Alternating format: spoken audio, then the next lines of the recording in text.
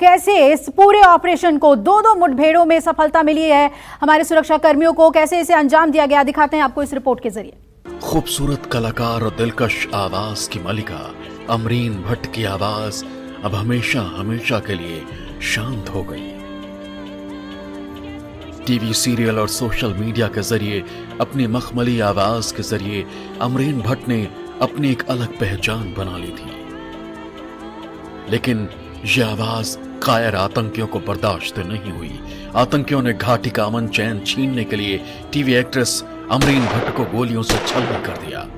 अमरीन पर आतंकियों ने कायराना हमला उस वक्त किया जब अमरीन अपने घर पर थी। तभी घर में घुसकर आतंकियों ने अमरीन को गोली मार दी। कायर आतंकियों ने घर के अंदर इस कदर गोलियां बरसाई कि अमरीन का 10 साल का भतीजा भी लहूलुहान हो गया।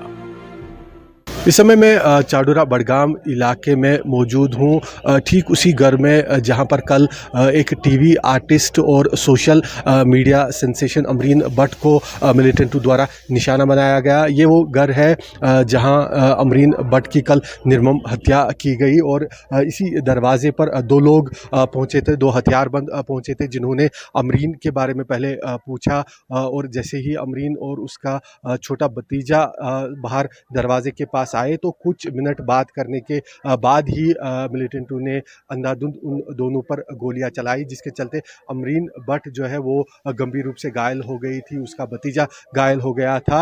हालांकि दोनों को हॉस्पिटल ले जाया गया, लेकिन अमरीन भट्ट की ज़िंदगी नहीं बचाई जा सकी। जो हमें दूसरा यहाँ पर अमरीन भट्ट के परिजनों, उनके पिता से बात करने में पता चला कि बताया जा रहा है कि 3 लोग ये टोटल थे। यहाँ अगर आप देखें पीछे की तरफ जो ऊपरी इलाके से एक सड़क आती है, वहाँ पर एक व्यक्ति बाइक पर सवार जो है इन 2 लोगों का वेट कर रहा था और जैसे ही फायरिंग करने के बाद ये दोनों यहाँ से निकले भागते हुए, उसके बाद बाइक पर बैठ के तीनों जो है फरार हो गए। अब आप देख सकते हैं जो अमरीन भट्ट के घर में यहाँ पर लगातार लोग पहुँच रहे हैं इनके परिवार के साथ संवेदना जाहिर करने, इनके दुख में, यहाँ पे दर्द में शामिल होने के लिए, और लोगों का तांता लगा हुआ है। आतंकियों ने इस हमले को बडगाम जिले के चदूरा के हिशरू इलाके में अंजाम दिया था। आतंकियों की संख्या 3 थी और तीनों लश्कर से जुड़े हुए थे। हमले को अंजाम देकर तीनों आतंकी फरार हो गए, लेकिन जब तक टीवी एक्ट्रेस को अस्पताल पहुंचाया जाता तब तक अमरीन भट्ट के सांसों की डोर टूट चुकी थी। अमरीन की हत्या के बाद उनका पूरा परिवार टूट गया है। मैं तो एक्चुअली यहाँ पर नमाज़ पढ़ने गया था, तो नमाज़ पढ़ी मैंने, तो नमाज़ अदा की मैंने, तो फायर हो गया। ये तो दूरदर्शन में काम कर रही है, ड्रामा कश्मीरी बनाती है, काम करते थे उसमें, तो उसने उसको बुलाया। उन लड़कों ने कहा कि 2 बंदे आए थे, कहा कि हमारे साथ आज बडगाम में शूटिंग है, बस इतना ही कहा। उसके बाद उन्होंने गोलियां बरसाई उन पर। टीवी एक्ट्रेस के घर में मातम पसरा हुआ है।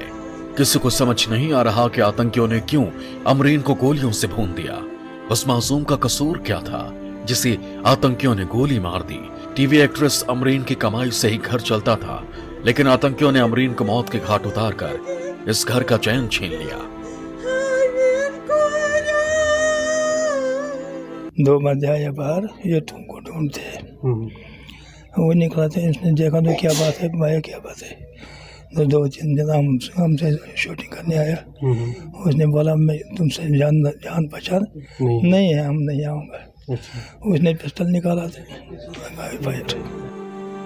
सुरक्षा बलों की कार्रवाई से बौखलाए आतंकी अब घाटी के आम लोगों को निशाना बना रहे हैं। अमरीन की बहनोई ने भी कहा कि अमरीन बहुत फेमस थी और यही वजह थी कि आतंकियों ने उसे गोली मार दी।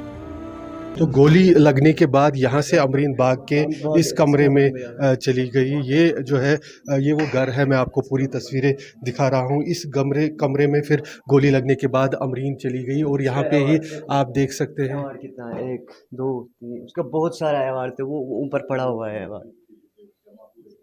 तो ये जो है यहाँ पे फिर आपने अमरीन को देखा और यहाँ से उसको यहाँ से इसके ऊपर लगा हुआ था शीट, नया शीट, वो खून से लपटा हुआ सब कुछ, उसको हमने उठाया। अपनी अदाकारी से सबका दिल जीतने वाली और टीवी सीरियल्स में अपना लोहा मनवाने वाली अमरीन अब इस दुनिया में नहीं है। अमरीन भट्ट पर उसी दिन आतंकियों ने हमला बोला जिस दिन NIA कोर्ट ने यासीन मलिक को उम्र कैद की सजा सुनाई। सजा के बाद पूरी घाटी में अलर्ट था, लेकिन इसके बावजूद आतंकी इस वारदात को अंजाम देने में सफल हो गए। फिलहाल सुरक्षा बलों ने बडगाम को घेर कर आतंकियों की उल्टी गिनती शुरू कर दी है। जम्मू कश्मीर के उपराज्यपाल मनोज सिन्हा ने भी टीवी एक्ट्रेस पर हुए हमले की कड़े शब्दों में निंदा की है। मनोज सिन्हा ने ट्वीट करते हुए लिखा, बडगाम में हुए इस आतंकी हमले की निंदा करने के लिए मेरे पास शब्द नहीं है। अमरीन भट्ट के परिवार के प्रति मेरी संवेदना है और प्रार्थना करता हूं कि उनका भतीजा जल्द ही स्वस्थ हो जाए। मैं एक बार फिर आश्वस्त करना चाहता हूं कि सीमा पार से हो रही इन आतंकी गतिविधियों पर पूरी तरह से लगाम लगाने की मुहिम में हम जरूर कामयाब होंगे। ये कायर पाकिस्तानी आतंकवादी कश्मीर को कब्रिस्तान बनाने की साजिश कर रहे हैं। ये कायर पाकिस्तानी आतंकवादी मुसलमानों के और कश्मीरियों के सबसे बड़े गुनाहगार और दुश्मन हैं। इन आतंकवादियों को इनके गुनाहों की भारी कीमत चुकानी पड़ेगी। हमारी पुलिस और सेना ने सारे क्षेत्र को कॉर्डन कर लिया है और जल्द ही इन तमाम दरिंदे, इन अपराध करने वाले इन दहशतगर्दों को मौत के घाट उतारा जाएगा। 24 मई को आतंकियों ने श्रीनगर के सौरा इलाके में कांस्टेबल सैफुल्ला कादरी को घर में घुसकर गोली मारी थी। इस वारदात में उनकी 7 साल की बेटी भी जख्मी हो गई थी। 13 मई को आतंकियों ने पुलिस कांस्टेबल रियाज अहमद की पुलवामा में उनके घर में घुसकर गोली मारकर हत्या कर दी थी। जबकि 12 मई को आतंकियों ने बडगाम में सरकारी कर्मचारी राहुल भट्ट को उनके ऑफिस में घुसकर हत्या कर दी थी। आतंकी अब घाटी के आम लोगों की जान लेकर दहशत फैलाना चाहते हैं। वारदात को अंजाम देकर वो अपनी एकजुटता दिखाना चाहते हैं, लेकिन वो भूल रहे हैं कि सुरक्षा बलों की एक एक गोली पर उनका नाम लिखा है। आसिफ सुहाफ, श्रीनगर न्यूज़ 24। नमस्कार, मैं हूं मानक गुप्ता। अगर आपको हमारा ये वीडियो पसंद आया हो तो इसे लाइक और शेयर जरूर करें और हाँ, हमें सब्सक्राइब और फॉलो करना ना भूलें ताकि आप देश और दुनिया की कोई खबर मिस ना करें। तो जुड़े रहिए हमारे साथ और देखते रहिए न्यूज़ 24।